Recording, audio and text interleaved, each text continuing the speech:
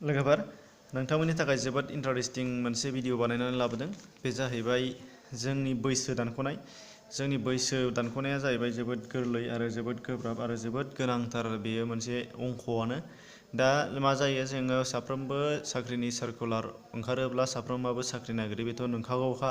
दा साख्रि नागिरनायनि बेलायाव जायफोर बिथांमोनहा एज लिमिट बिगोन, एज लिमिट बिनायाव जायफोरा एजआ गावनिया बेखिनि बिनाय होनायनि गेजेराव दंना गैया, हागोन ना हाया एप्लाइ खालामनो, बेखौ दिहुननांगौबा दासिम बेसेबां एजसिम बा अर्थात बेसेबां डेटसिम लानाय जागोन आरो बेसेबां अक्ट'निफ्राय बेसेबां अक्ट'सिमाव जोनोम जानायखौ लानाय जागोन, बेसेबां मायथाइनि, बेखिनि एज लिमिटेसन होनाय जायो। बे लिमिटेसनाव जोंनिया माखासेया गोरोबो, माखासेयाबो गोरोबा। दा बेखौ जों हारसिङै दिहुननानै लानो रोंनांगौ। नाथाय दिहुननानै लानो रोङाबा मालायनाव दिहुननो थिननांलायनायबा बोरै जानो? बेयो जोंना फार्स्ट टाइम इन्टारभिउआव बावनो गानाय जाखायो। दा बेनिखायनो नोंथांमोनहा बेखौ फारियै नायना लायोबा जोबोद गोरलै बुजिनो हानाय जाहैगोन। दा बेनि अनगायैबो जायफोर नोंथांमोनहा बिमा बिफा जानो हागौ, जायफोर नोंथांमोनहा नायदों, बिमा बिफाफोरा फिसाफोरनि डेट अफ बार्थ बेसेबांसिम, दिनैसिम बेसेबां बोसोर जाखो, बेसेबां मास जाखो, बेसेबां सान जाखो बे गथ'आ, बेनि सोमोन्दै नोंथांमोना जुदि मिथिनो लुबैदोंबा आरो बबेबा सार्टिफिकेटआव मानोबा खिथानांगौ जानानै फैयोब्ला नोंथांमोना बेखौ नायनानै लाब्लानो जाबाय। बेनि थाखाय फार्स्ट टाइम नोंथांमोनहा डेट अफ बार्थ नांगोन, मालानिफ्राय जोनोम मोन्दों आरो बेसेबांसिमखौ दिहुननो, बेखौ नोंथांमोना गोसोआव लानांगोन। हमनानै ला आं मोनसे डेट अफ बार्थ लानोसै। बे डेट अफ बार्थआ जाहैबाय, जेनेबा हमनानै ला बाहाय नोंथांमोननो दिन्थिनानै होगोन 1992नि हमनानै ला नभेम्बर दान 11, बेनिफ्राय अक्ट'आ हमनानै ला 20, बेबादि। ओमफ्राय दिनैनि साननि, अर्थात दिनैनि साना बेसेबां जागोन 2019, मासआबो 11आनो थिगैनो दङ। बेनिफ्राय मास, नाथाय हमनानै ला डेटखौ आङो 01 होनोसै, 01। मानो होनबा बे खम आरो बे बारा, बेखौ आं लाबाय जाहाथे बुजिनो हानाय जायो। अब्ला साननानै नायदो, दिनैसिम बेसेबां बोसोर जाखो, बेसेबां सान जाखो, बेसेबां मास जाखो बे सासे मानसिया, हमनानै ला बे मानसिया बेसेबां सान, बेसेबां बोसोर, बेसेबां दिन जाखो, हमनानै ला बेसेबां। समखौबो दिहुननो हायो। समखौ दिहुनोबा समना आलादा थादेरबावगोन, जोनोम जानाय समखौ नांलाया, समखौ नांखाथारा। दा जेखि जाया नैबेयाव नायदो। दा बाहाय गोजौआवहाय नुनो मोन्दों 1, गाहायाव नुनो मोन्दों 0। बेखौ माइनास खालामोबाथ' बे 1आ फैगोन। नाथाय ओरै लेफ्टआव दङ 1, बेथिं दङ 2। दानिया मा जाबाय, बेखौ गोसोआव बानायनायनि सिगां नैबे मोनसेखौ गोसोआव लानांगोन।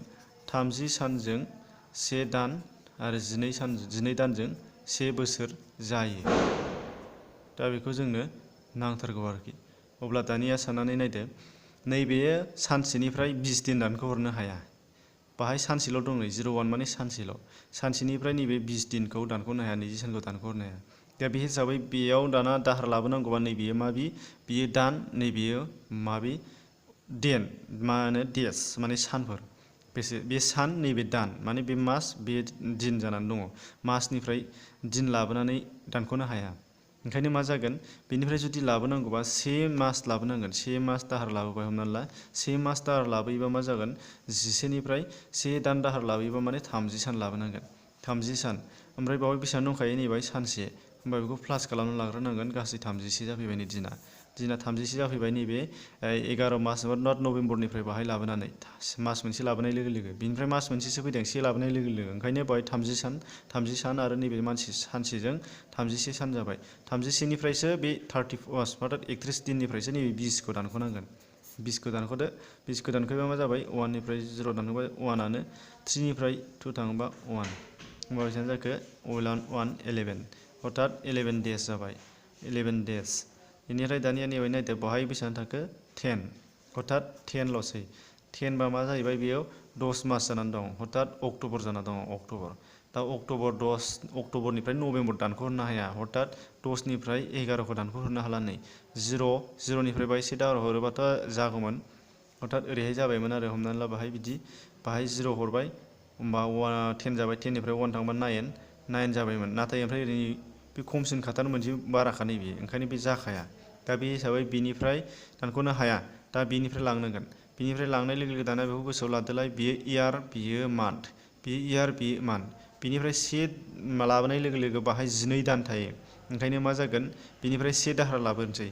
बेनिफ्राय जुदि 1 दाहार लाबोयोबा 2019निफ्राय, होमबा 12 दान लाबोनाय जागोन। होमब्ला बाहाय बेसेबां दान दंमोन जोंनिया, बाहाय 1 दाहार हरनानै अक्ट'बरनि नालाय जि जानानै दंमोन अब्ला दाजाबदो दाजाबा मा जागोन 2 आरो बेसेबां जागोन 2 22 अब्ला 22 दान दङ 22 दाननिफ्राय जाबाय बाहाय 22 दान बेनिफ्राय से लाबोनायाव ओमफ्राय बेयावसो बेसेबां दङ 11 दानख'नोसै अब्ला 1 आरो 1 होमबा बाहाय से जाफैबाय हथात नभेम्बरानो जाफिनबाय अक्ट'आ मासआ नभेम्बरानो जाफिनबाय बेयो मान्थ दानिया नैबे 1 लसै 1 थांबाय बेनिफ्राय 1 बोसोर थांबाय होमबा 2019 निफ्राय 1 बोसोर थाङोबा 18 दङ 8 निफ्राय 2 दानसै अब्ला 8 निफ्राय 2 थाङोबा 6 7 8 नालाय 6 बेनिफ्राय बाहाय 1 दङ बे इजि जाबाय बे सरासनस्रा दानख'नाय जाहैबाय 1 निफ्राय जोङो 9 दानख'नो हाया हथात नैबे 2 निफ्राय बाहाय लाबोदो 10 निफ्राय बाहाय हरोबा 11 निफ्राय 9 थाङोबा 2 बेनिफ्राय बाहाय बेसेबां थाखो 0आव 9 जों 9 0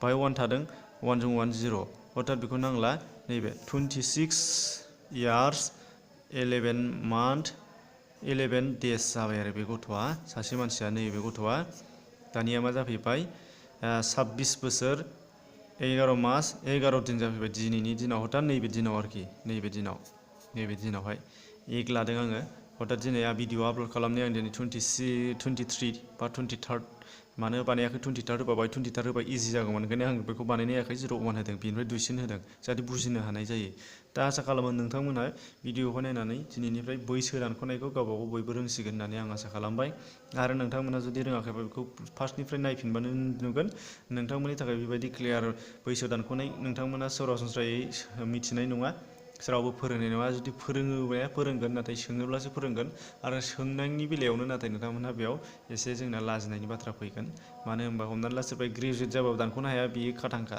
सोरबाया बोरायलायबाबो दानख'नो हाया बेथ' खाथांखा आरो सोरबा गथ' मानसिया दानख'नो हाया बेथ' नंखागौखा ओंखायनो नोंथांमोनहा बेखौ रोंनानै सोरबा फोरमायाबानो जाबाय भिडिअखौ मोजां मोनदोंबा लाइक खालाम शेयार खालाम आरो जुदि नोंथांमोना गोसो जादोंबा लोगोफोरनियाव दैथायहर आरो लोगोसे चेनेलाव गोदानै फैदोंबा नोंथाङा साबस्क्राइब खालाम जाहाथे बेफोरबायदि मोजां गियानफोरखौ नोंथांमोननो होनो थुलुंगा मोननाय जायो एसेनोसै गोजोन्थों।